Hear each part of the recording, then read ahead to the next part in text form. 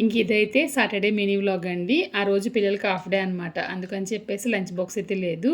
మధ్యాహ్నంకి అయితే వచ్చేస్తారనమాట. ఇంక మా ఆయన కోసం అయితే అరటికాయ ఫ్రై చేసి, చిక్కుడుకాయ కర్రీ చేసి, ఉప్మా చేసి, రైస్ చేసేసి అన్నీ అక్కడ పెట్టేసి, బాక్స్ పెట్టేసి నేనైతే హాస్పిటల్కి అయితే వెళ్ళానండి. నేను చెప్పాను కదా ర్యాబీస్ వ్యాక్సిన్ వేయించుకుంటున్నాను, పిల్లి కొంచెం కరిచిందని చెప్పేసి. కరవలేదు, పన్ను తగిలిందనమాట. ఈ రోజు వేయించుకోవాలి అందుకని చెప్పేసి సెకండ్ డోస్కి అయితే వెళ్ళాను అనమాట. ఉదయాన్నే వెళ్ళాను, అప్పటికే కొంచెం జనం అయితే ఉన్నారు. అలా అయితే వేయించేసుకుని వచ్చేసాను అనమాట. వచ్చేటప్పుడు దారిలో ఇక్కడ ఉదయం పూట వెరైటీ రైస్ అమ్ముతారనమాట. మా పిల్లలు ఎక్కువగా కొనేది ఏంటంటే ఈ మిల్ మేకర్ బిర్యానీ కొంటారు, చాలా బాగుంటుంది. ఒక పొట్టలో 20 రూపాయలు అనమాట.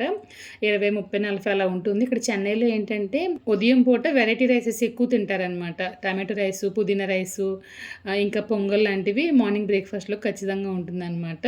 చాలా బాగుంటుంది కూడా ఉదయం పూట. తినేసిన తర్వాత 1 గంట వరకు ఇంట్లో పనులన్నీ చేసుకుని ఎడిటింగ్ చేస్తే పడుకుని పోయాను. కరెక్ట్గా 6 గంటలు మెలకు వచ్చింది, ఒకటే ఆకలి అనమాట. అందుకని చెప్పేసి కొంచెంగా ఉల్లిపాయ ఎగురు చేసుకున్నాను. జీడిపప్పు ప్యాకెట్ తీసుకొచ్చారనమాట. ఈ బాదం పొడి కోసం బాదం పొడి చేయలేదు కానీ జీడిపప్పు అయితే ఇలా వాడేస్తున్నాను. కొంచెంగా జీడిపప్పు వేసి ఉల్లిపాయ ఎగురు అయితే చేసుకుని అన్నం అయితే తినేసాను అనమాట. ఒక 8, 8:30 అనుకుంటా కేక్ చేయడం స్టార్ట్ చేశాను. బ్రౌనీ చేశాను, రాగి బ్రౌనీ. రెసిపీ వచ్చేసి ఎడిటింగ్ అంతా పూర్తయిన తర్వాత పోస్ట్ చేస్తానండి. ఇంక రాత్రిగా వచ్చేసి అందరికీ గోధుమ పిండి అట్లయితే వేసేసాను.